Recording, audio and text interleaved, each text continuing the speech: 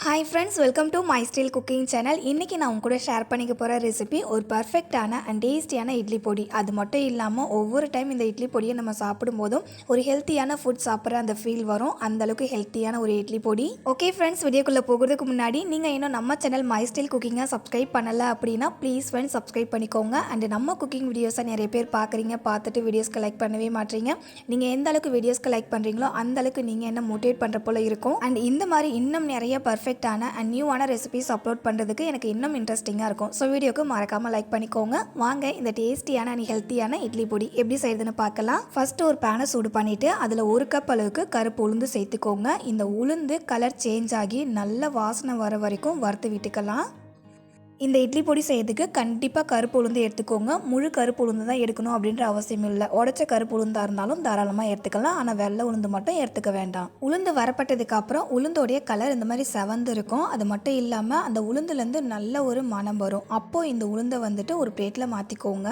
அடுத்து இதே பேன்லேயே 1/4 கப் அளவுக்கு சாப்பாட்டு அரிசி சேர்த்துக்கோங்க. சேர்த்துட்டு இந்த அரிசி வந்து லைட்டாக கலர் சேஞ்ச் ஆகி பொரிஞ்சு வரும். அது வரைக்கும் மறுத்து விட்டுக்கலாம். உளுந்தை எந்த கப்பில் மெஷர் பண்ணமோ அதே கப்பாலேயே எல்லா இன்க்ரீடியண்ட்டுமே மெஷர் பண்ணிக்கோங்க. அப்போ தான் அளவுகள் கரெக்டாக இருக்கும். இப்போ பாருங்கள், அரிசியோட கலர் லைட்டாக சேஞ்ச் ஆகி பொரிஞ்சு வந்திருக்கு. இந்த மாதிரி கலர் சேஞ்ச் ஆகி பொரிஞ்சு வந்ததும் இதையும் பிளேட்டில் மாற்றிக்கோங்க. அடுத்து 1 கப் அளவுக்கு பொட்டுக்கடலையை பேனில் சேர்த்துட்டு பொட்டுக்கடலையோட கலருமே லைட்டாக சேஞ்ச் ஆகி வரப்படுற வரைக்கும் வறுத்து விட்டுக்கோங்க. நம்ம இந்த இட்லி பொடி செய்கிறதுக்காக எடுத்துக்கிற எல்லா இன்க்ரீடியண்ட்டுமே தனித்தனியாக வறுத்துட்டு செய்யணும். அப்போ தான் எல்லாமே ஈவனாக நல்லா வரப்பட்டு இருக்கும். பொட்டுக்கடலையோட கலர் இந்த மாதிரி லைட்டாக சேஞ்ச் ஆகி வரப்பட்டதும் இதையும் பிளேட்டில் மாற்றிக்கோங்க. அடுத்து இதே பேனில் ஒரு 1/2 கப் அளவுக்கு கடலைப்பருப்பு சேர்த்துக்கோங்க. கடலைப்பருப்போடைய கலரும் லைட்டாக கோல்டன் ப்ரௌன் கலருக்கு சேஞ்ச் ஆகி நல்ல வாசனை வர வரைக்கும் வறுத்து விடுங்க. நம்ம வறுத்து விடுற பொருட்களை வந்துட்டு மீடியம் டு லோ ஃப்ளேமில் வச்சு நம்ம வறுத்து விட்டோம் அப்படின்னா நல்லா வரப்படும். எல்லாத்தையுமே நல்லா வறுத்துட்டு நம்ம பொடி அரைச்சோம் அப்படின்னா தான் பொடி வந்து ரொம்ப நாளைக்கு ஸ்டோர் பண்ணி வைக்க முடியும்.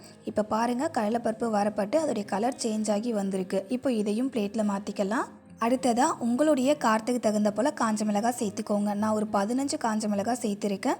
இது காரம் வந்து கொஞ்சம் கம்மியாக இருக்கும் அப்படின்றதால இந்த அளவுக்கு நான் காஞ்ச மிளகாய் சேர்த்துருக்கேன். இப்போ இந்த காஞ்ச மிளகாவுடைய கலர் சேஞ்ச் ஆகிற வரைக்கும் வறுத்து விட்டுட்டு இதையும் பிளேட்டில் மாற்றிக்கோங்க.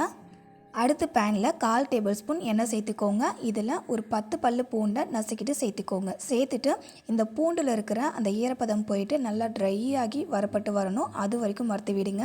பூண்டில் இருக்க ஈரப்பதம் போயிடுச்சு அப்படின்னா அதோடைய கலர் இந்த மாதிரி நல்லா சேஞ்ச் ஆகிடும். இந்த மாதிரி கலர் சேஞ்ச் ஆகி வரப்பட்டதும் இதையும் பிளேட்டில் மாற்றிக்கோங்க. அடுத்து இதே பேனில் 1/4 கப் அளவுக்கு கருவேப்பிலை சேர்த்துட்டு வறுத்து விடுங்க. கருவேப்பிலையை க்ளீனாக வாஷ் பண்ணிவிட்டு அந்த ஈரத்தை எல்லாமே ஒரு காட்டன் கிளாத் வச்சு நல்லா தொடச்சிட்டு அதுக்கப்புறமா வறுத்து விடுங்க. கருவேப்பிலை வரப்பட்டு நல்லா கிறிஸ்பியாக ஆனதுக்கப்புறம் அதையும் பிளேட்டில் மாற்றிக்கலாம். அடுத்து பேனில் 1/2 டேபிள் ஸ்பூன் மிளகு சேர்த்துக்கோங்க. ஆல்ரெடி நம்ம காஞ்ச மிளகாய் சேர்த்துருக்கோம். ஸோ மிளகு உங்கள் காரத்துக்கு தகுந்தப்பில் சேர்த்துக்கோங்க. அடுத்து 1 டேபிள் ஸ்பூன் ஜீரகம் சேர்த்துக்கோங்க. இப்போ இது ரெண்டுமே நல்லா பொரிஞ்சு வர வரைக்கும் வறுத்து விடுங்க. இப்போ லாஸ்ட்டாக நம்ம வறுத்து சேர்க்குற இந்த மிளகு ஜீரகம் வந்து இந்த பொடிக்கு நல்ல ஒரு ஸ்பெஷலான ஃப்ளேவர் அண்ட் டேஸ்ட்டு கொடுக்கும். கண்டிப்பாக இதை ஸ்கிப் பண்ணாமல் சேர்த்துக்கோங்க. மிளகு சீரகமும் வரப்பட்டதுக்கப்புறம் இதையும் பிளேட்டில் மாற்றிக்கலாம். நம்ம வறுத்த பொருட்களுடைய சூடு கம்ப்ளீட்டாக ஆறினதுக்கப்புறமா இப்போ இதை வந்துட்டு ஒரு மிக்ஸி கப்பில் சேர்த்துக்கோங்க. நான் எடுத்துக்கிட்ட பருப்போடைய குவான்டிட்டி அதிகமாக இருக்குது அப்படின்றதால 2ஆக பிரித்து அரைக்க போகிறேன். ஃபஸ்ட்டு பாதி அளவுக்கு பருப்பை மட்டும் மிக்ஸி கப்பில் சேர்த்துட்டு அதில் ஒரு 1/2 டேபிள் ஸ்பூன் அளவுக்கு பெருங்காயத்தூள் சேர்த்துக்கிறேன். அண்ட் உங்கள் டேஸ்ட்டுக்கு தகுந்த போல் உப்பு சேர்த்திக்கோங்க. இப்போது மிக்ஸி கப்பை க்ளோஸ் பண்ணிவிட்டு இதை நல்லா ஃபைனாக அரைக்கிறதா இருந்தாலும் அரைச்சிக்கலாம், இல்லைனா கொஞ்சம் குறப்பாக அரைக்கிறதா இருந்தாலும் அரைச்சிக்கலாம். நான் வந்துட்டு ரொம்ப குறப்பாகவும் அரைக்கல, ரொம்ப ஃபைனாகவும் அரைக்கல, கொஞ்சம் மீடியமாக அரைச்சிருக்கேன்.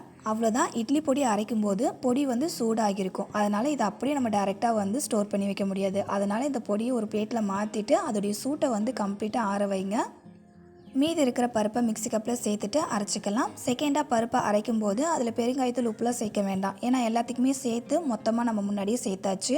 செகண்டாக அரைச்ச பொடியையும் தட்டில் கொட்டிட்டு இப்போ இந்த இட்லி பொடியை வந்து நல்லா மிக்ஸ் பண்ணி விட்டுக்கோங்க.